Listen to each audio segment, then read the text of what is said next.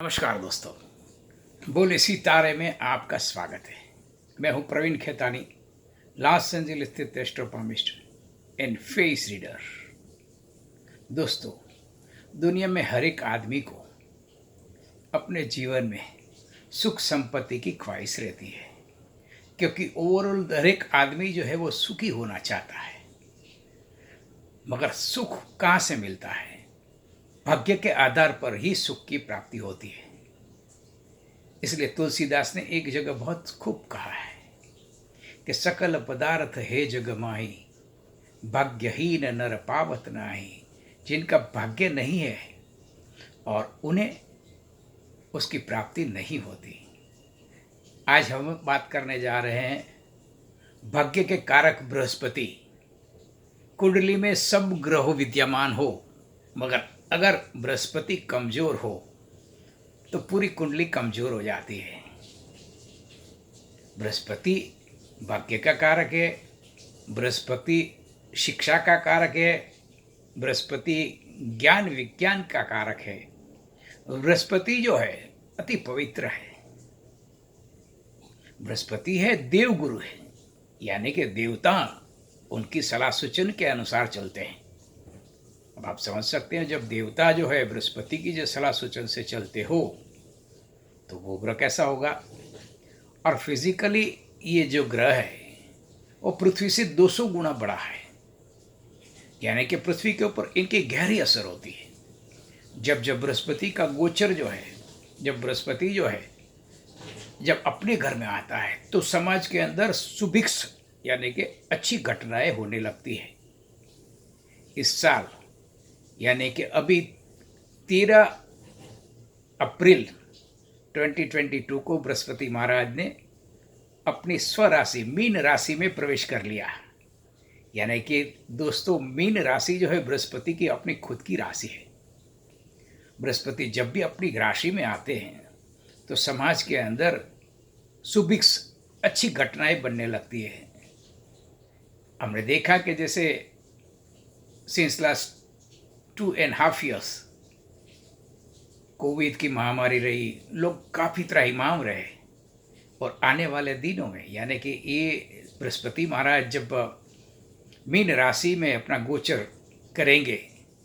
अब देखो दोस्तों, ज़्यादातर ऐसा होता है कि पूरा साल बृहस्पति महाराज यहाँ मीन राशि में है, तो मीन राशि में जो है ना ज़्यादातर ग्रह वक्री भी होता है, यहाँ भी वक्री होता है। 23 अप्रैल 23 तक बृहस्पति जो है अपनी मीन राशि में ही है। बीच बीच में वक्री होते हैं, मगर वो वक्री होने के बावजूद भी वो अपनी राशि चेंज नहीं करते हैं। न वो मेष में जाते हैं न आगे पीछे, मगर वो मीन में ही रहते हैं। इसका मतलब ये हुआ कि बृहस्पति अपने घर के अंदर सुख चैन से जिएंगे, सुख चैन से रहेंगे और लोगों की सुख चैन में भी वृद्धि होगी, लोगों के धन धान्य में भी वृद्धि होगी। क्योंकि बृहस्पति जो है, अब हम ये समझ लीजिए कि बृहस्पति जो है ज्ञान विज्ञान का कारक ग्रह है। आगामी दुनिया में, देश में बृहस्पति के चलते हुए समाज के अंदर जो है, आज मैं थोड़े से मैंने एक पॉइंट लिखे हैं। सबसे पहला, नवम स्थान धर्म का कारक ग्रह बृहस्पति है। यानी कि आगामी दिनों में आप देखोगे कि धर्म का आकलन जो है ना, लोग जो करेंगे ना, उस पर गलत सही का अंदाजा लगाएंगे। आज क्या हुआ है कि धर्म के नाम पर ढेर सारे लोग जो है ना इधर उधर कुछ भी, मगर अभी धर्म को सही सही बात लोगों की समझ में आ गई। लोगों को पता चलेगा कि दया धर्म का मूल है, पाप मूल अभिमान। जो धर्म जो है वो दया में है, करुणा में है, लोगों को देने में है, दूसरों की सेवा करने में, वो सही धर्म है। और आने वाले दिनों में लोग जो है सही सही धर्मों का पालन करेंगे। लोगों की धर्म की जो डेफिनेशन है वो बदल जाएगी। लोगों के दिमाग, लोगों की सोच बदलेगी। बृहस्पति जो है वो समाज की सोच को बदलता है, समाज के ज्ञान को बदलता है, लोगों के विज्ञान को होता है। आप देखो, दुनिया भर में अभी धर्म कार्य जो है ना वो वृद्धि होंगे, लोगों के सुखाकारी के।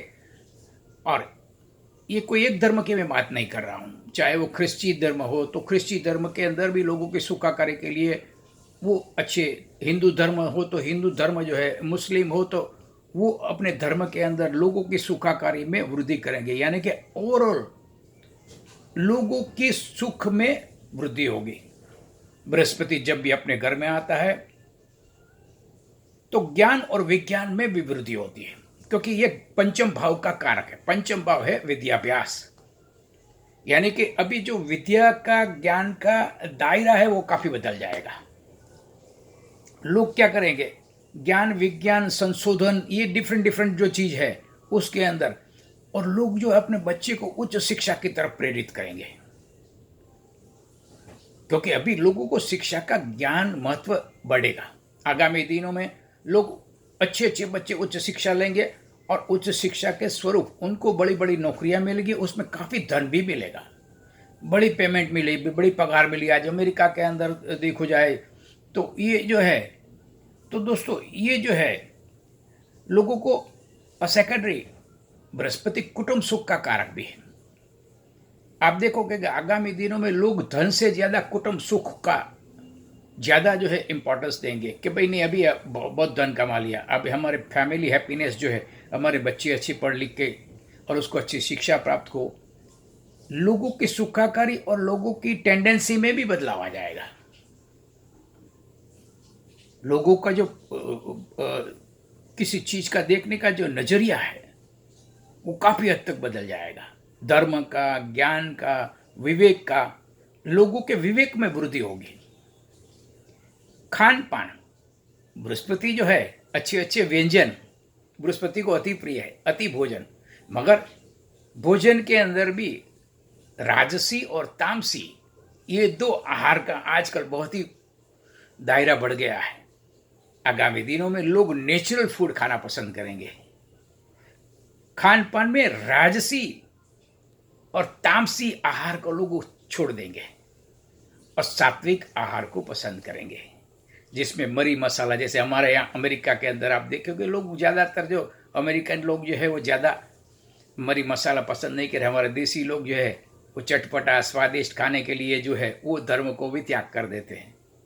वो कहाँ खाना है, कैसा खाना है, ये अशुद्ध है। आजकल होटलों का खाना, लोगों का काफ़ी क्रेज बढ़ गया है, स्वाद के कारण वो होटलों का खाना कहते हैं। इससे आहार जो है, इसलिए हमारे यहाँ तो कहा गया है कि अन्नम परम देवम, अन्न जो है परम देवता है। जैसा अन्न खाते हैं ऐसा ही ओड़कार आएगा, यानी कि हम जैसा भोजन करेंगे ऐसी हमारी मनोवृत्ति रहेगी। अच्छा सात्विक भोजन करेंगे तो हमारी मनोवृत्ति ऐसे रहेगी। हम किसी अयोग्य जगह पे खाना खाएंगे, गलत लोगों के साथ खाना खाएंगे तो हमारी मनोवृत्ति में भी ऐसा ही प्रभाव होगा। हमारी सात्विकता खंडित हो जाएगी, फिर हमारा मन जो है वो असात्विक तत्वों की तरफ जो है वो गति करने लगेगा। तो यानी कि आगामी दिनों बृहस्पति का जो चेंजेस है देश और दुनिया के अंदर काफ़ी परिवर्तन भी लाएगा और पॉजिटिव परिवर्तन लाएगा। याद रखना, लोग जो है आहार, इसके बाद धर्म यात्राओं का जोर बढ़ेगा। आजकल लोग जो है रिसोर्ट्स में जाते हैं और देश विदेश में घूमने के लिए जाते हैं। और अभी क्या है, देखिए सात्विकता जो है उनका प्रभाव काफ़ी कम हो गया है। अभी आने वाले दिनों में सात्विक चीज़ों का प्रभाव बढ़ेगा, ज्ञान विज्ञान का प्रभाव बढ़ेगा। आहार में पौष्टिक आहार जो है वो ज़्यादा लेने लगेंगे लोग, स्वाद से भी ज़्यादा पौष्टिक आहार के अंदर जो है ये पसंद करेंगे। धर्म यात्रा आएंगे, धर्म का सही स्वरूप समझेंगे लोग, दया करुणा इसके प्रति जो है वो जागरूक होंगे। और दोस्तों ये बृहस्पति जो है, हम परमात्मा से प्रार्थना करते हैं। और देखो आपकी कुंडली में बृहस्पति अगर अपने घर में है तो आपकी सुख संपत्ति में भी वृद्धि होगी, आपके धन धान्य में भी वृद्धि होगी। और इसके बाद जो है दोस्तों एक वीडियो जो है 12 राशियों का हम बनाएंगे कि ये बृहस्पति का जो चेंजेस है वो 12 राशियों को क्या फल देगा। और बीच बीच में आपको एक रिक्वेस्ट है दोस्तों, अगर आपने हमारी चैनल सब्सक्राइब न की है तो मेहरबानी करके आप हमारी चैनल सब्सक्राइब कर दीजिए, लाइक करें, शेयर करें, यानी कि हमको एक मोटिवेशन मिल जाएगा। और बाजू की बेल बटन को भी दबाइए, यानी कि कोई भी वीडियो नया बनाएंगे तो सबसे पहले आपको इनका नोटिफिकेशन मिल जाए। और दोस्तों, बृहस्पति को ज़्यादा पावरफुल करना है अगर किसी भी कुंडली में जो है, अगर तो हमें जो है बृहस्पतिवार के दिन जो है ना विद्वानों को भोजन करवाना चाहिए। जो बड़े बड़े मुनि हैं, बड़े बड़े तपस्वी हैं, उनको अगर आप भोजन करवाते हैं बृहस्पतिवार के दिन, तो आपकी सुख संपत्ति जो है वो चिरकाल तक अखंड रहती है, अक्षुण्ण रहती है। और विद्वान को ढूंढना तो बहुत मुश्किल है, मगर विद्यार्थी है, जो बच्चे हैं स्कूल में पढ़ रहे हैं, उनको शिक्षा के कोई सामान दे दो, उनको बुक्स दे दो, उनको खाने के लिए मिष्ट भोजन दे दो। मिष्ट भोजन के अंदर बृहस्पति है, इसलिए हमारे यहाँ आदि काल से यानी कि कालों से हम लोग कोई भी शुभ प्रसंग के अंदर मिष्टान परोसते हैं। मिष्टान परोसने का मतलब ये होता है कि ये तत्काल पुण्य मिलता है। आदमी ने जैसे भी आपका एक निवाला मुंह में डाला, तरत दान और महापुण्य ये प्राप्त हो जाता है। यानी कि जो भूखा है उसे मिष्ट अन्न दीजिए। मैं भोजन की बात कर रहा हूँ तब मिष्ट अन्न की बात कर रहा हूँ, याद रखना। बहुत से लोग दाल भात शाक नहीं, मिष्टान दीजिए। मिष्टान से आदमी को परितृप्ति होती है। विद्वान को मिष्टान दीजिए, बच्चों को मिष्टान दीजिए, और जो ज्ञानी है इसको मिष्टान दीजिए। ज्ञानियों को ज्ञान के साधन दीजिए, पुस्तकों का दान कीजिए, लाइब्रेरियों में दान कीजिए, स्कूलों में दान कीजिए। नई नई स्कूलें खोले, नई नई आयामें खोले, भोजनालय खोले। कहीं पर भी अगर आदमी भूखा है और कहीं भोजनालय है, नए भोजनालय खोले और उसमें धन का दान दे, तो आपकी जो संपत्ति है चिरकाल तक जो है अक्षुण्ण रहेगी। दोस्तों, विद्या में भी दान दे, ज्ञान में, विज्ञान में वृद्धि करे। तो दोस्तों, आगामी दिन जो है हम सब के लिए बड़े शुभ है, और परमात्मा से हम प्रार्थना करते हैं कि सकल थाओ ये विश्व का सबका कल्याण हो। और दोस्तों, आपने शांति से सुना, आपका बहुत बहुत धन्यवाद। नमस्कार एंड धन्यवाद।